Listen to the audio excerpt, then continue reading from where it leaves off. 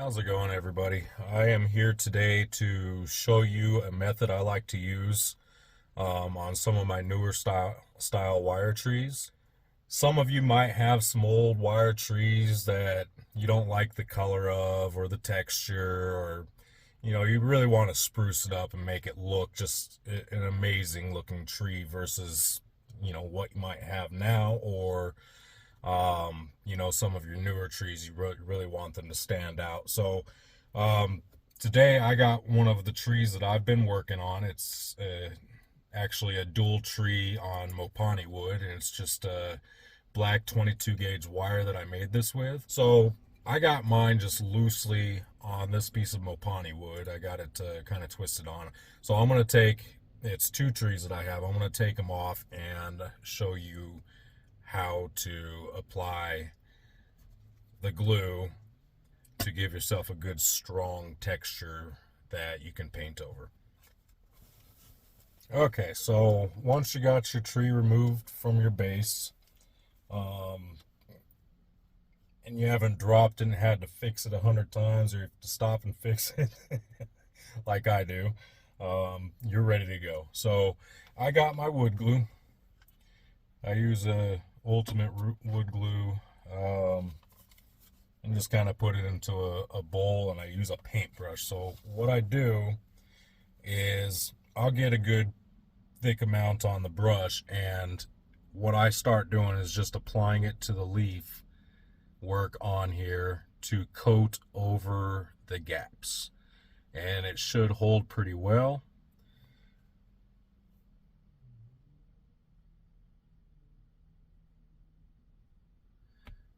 So then it kind of looks like that. And it will end up drying and sinking down, giving it a hollow, which is going to help with the painting if you do multiple tone colors. So I just, go through and just simply apply it over the top, excuse me, over the top, filling in any of those gaps to give it a solid structure to it. And you may have to go over it a couple times, as glue tends to drip a little bit. I got another bowl to kind of set this in while it dries, just to kind of keep the mess to a minimum. And that's the reason I take it off of the base as well, is because I don't want the glue or the paint or whatever you're using to fill the gaps in with to drip onto the base itself, because then that's just a mess to clean up and it's not worth it. So on old trees, you might just want to wrap it with a newspaper, or and tape it in around it, something to keep it clean. Having that glue on there just makes it easier to paint. It's an extra step, but it does get the job done, and it has a beautiful outcome. Beautiful results. Alright, so once you have it all covered, most of it should already be drying. You can see how it starts dipping down. You can see the black wire exposed on top, where the rim of it is still pretty stable.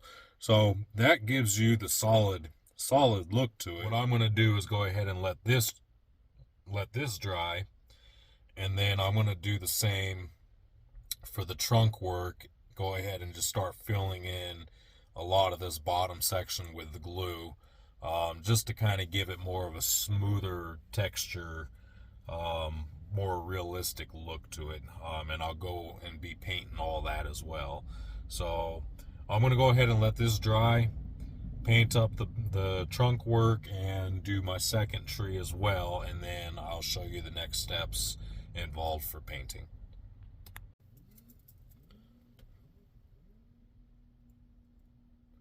So now I got the trunk work with some glue in there, and that will dry and help give it some of that texture, more realistic look. So I'm going to let that dry now and finish up that second tree, and we'll get to painting. Okay, so once your tree is pretty well dry, and I would suggest letting it dry, but for the sake of this video, I'm kind of skipping the full drying process here. and get into the next step, which is doing my base paint on the leaf work. I'll be doing the same with the trunk as well. But for mine, I decided to go with a pink floral color with just a little bit of leaf work inside, like green leaves. So what I'm starting with is just a solid white. This is just a solid colored acrylic paint that I'm using, and I'm going to start that as my base paint. I'm going to paint the tops of each of the leaf structures and the bottoms, and that's just going to be the base paint. Then I'm going to go into using a pink to lightly kind of shade in as a two-tone color.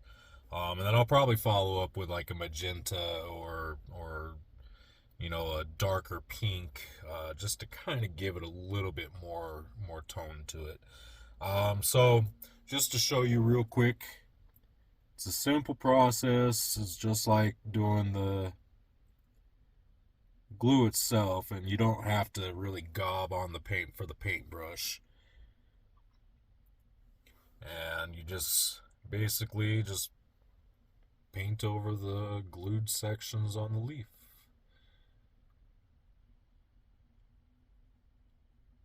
And since this is just my base paint, I'm going to fully paint over it. I want to make sure it's completely covered. And if you get it onto the branches, it's not a big deal. I haven't painted the branches yet. And over the process of doing this, I will go over it, you know, a couple times just to touch up it here and there. And when I attach it, I'll have to go through and touch it up just a little bit. But using the glue actually helps prevent the paint from flaking off of the wire itself, because that will happen. Paint on wire will flake away, especially if it's an acrylic paint. So as you can see, I want to make sure it's completely covered on both sides. Now, as I am going, I'm also trying to keep in mind that I will be doing some of these leaf colors, like green tones. So I'm kind of leaving those unpainted. If you can see some of these clusters, I'm leaving some that are left unpainted. I'm going to do those in green and give it some tones that way. So I'm going to go through and paint all this, the base color, and show you what it looks like after that.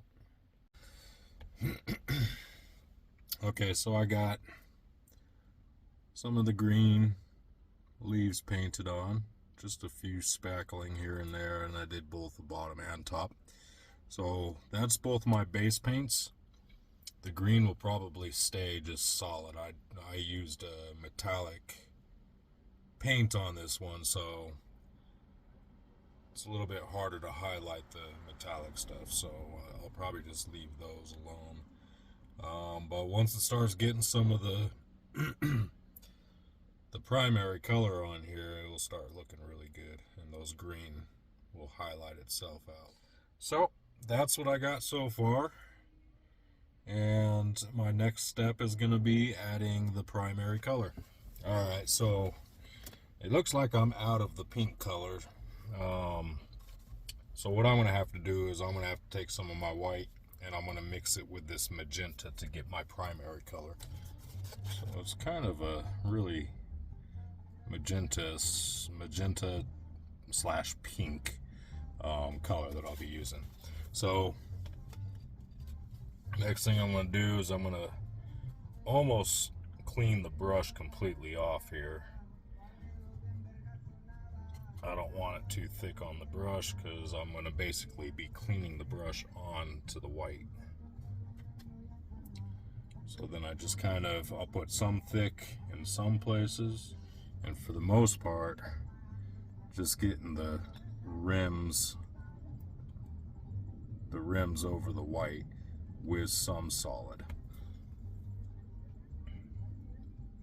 And that's why I say I'm basically just cleaning the brush, because when you wipe it off over the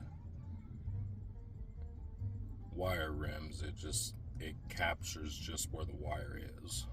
But as you can see, I'm just kind of highlighting it, going over some of the whites bleeding through, and I'll go back over with some of the white also.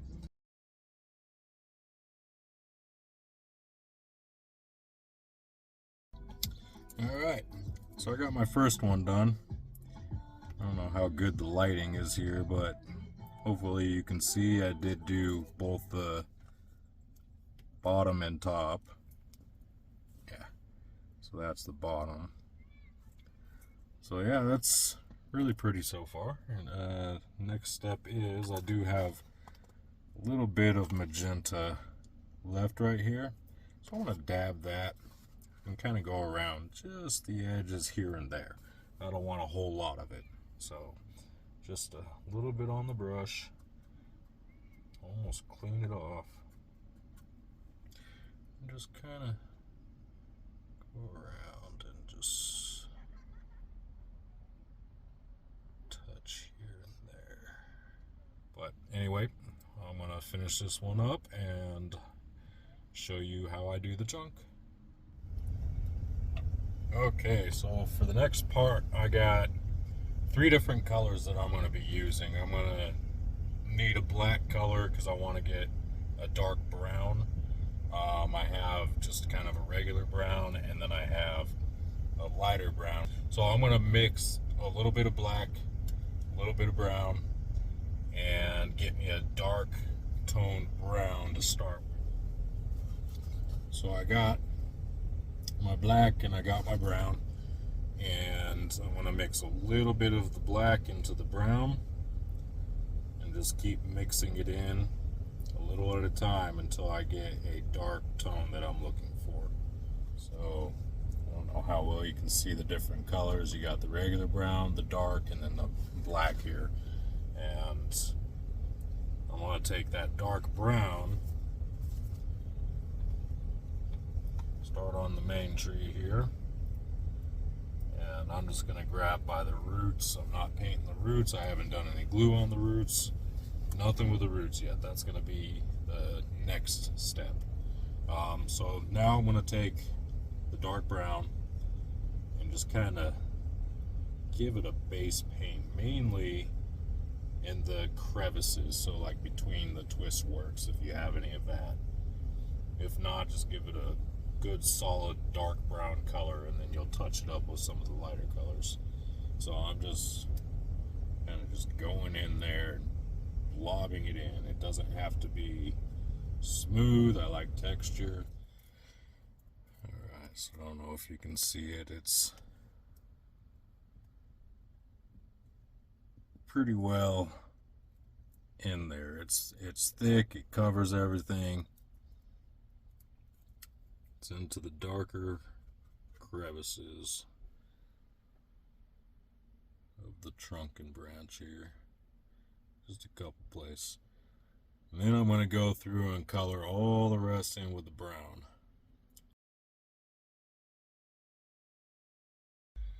Alright.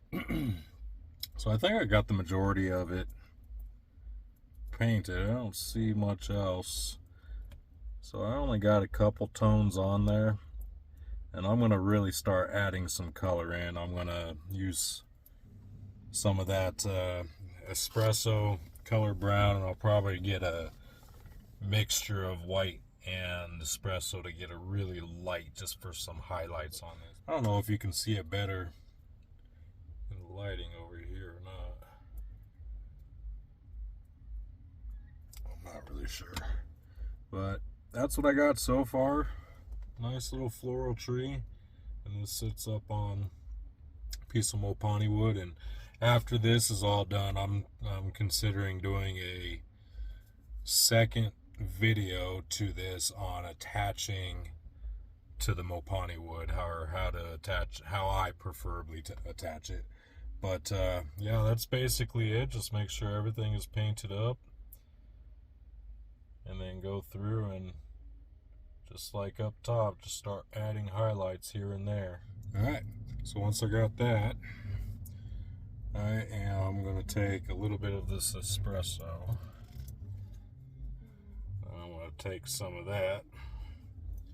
Just kind of go through and dab the tops of some of the raised wire here and there. It's a little wet, so I'm not sure it will take so good. Alright, so that's basically the gist of it. I might just leave it just as is. I don't know how well you can see the colorations on there, but yeah, that's it. I'll do the same thing to the second tree, and then I'm gonna start shaping my roots. I'm just gonna actually twist them together, not really shape them, because I shape them as I attach it. And I'll show you in this video how I attach them to mopani wood. I don't know if I do it the same as anybody else, but I do have my method. It works very well, and that will be the next step. Let me go ahead and get the roots and the other tree painted, and we'll carry on from there. Alright, so after I got the roots all shaped and painted, I spent a little bit of time here just kind of meandering the roots around to get basically kind of where the tree was previously. So once you kind of get it to where it was, you can start with the attaching the roots to the piece of driftwood, mopani wood, whatever kind of wood you're using. And I simply just use super glue. Super glue has never failed me. You have multiple roots here that you will add some super glue to as you shape it and hold it one at a time. Trick is doing it one at a time, because you got to hold each one one at a time. And as you can see, I kind of already shaped the roots into it just to kind of hold it into place. And I already got a root touching, so I'm going to start with one of the roots here that are touching. Round 4. Super glue on one of the roots that is touching the mopani wood. There it goes. And I just put a very little bit, and then, so I'm basically just holding it on there, making sure it sticks to the mopani wood. Now I'm going to come to the other side of it and do the same with one of the roots that is touching the mopani wood. So I got one right here. I'm just going to put a drop onto it.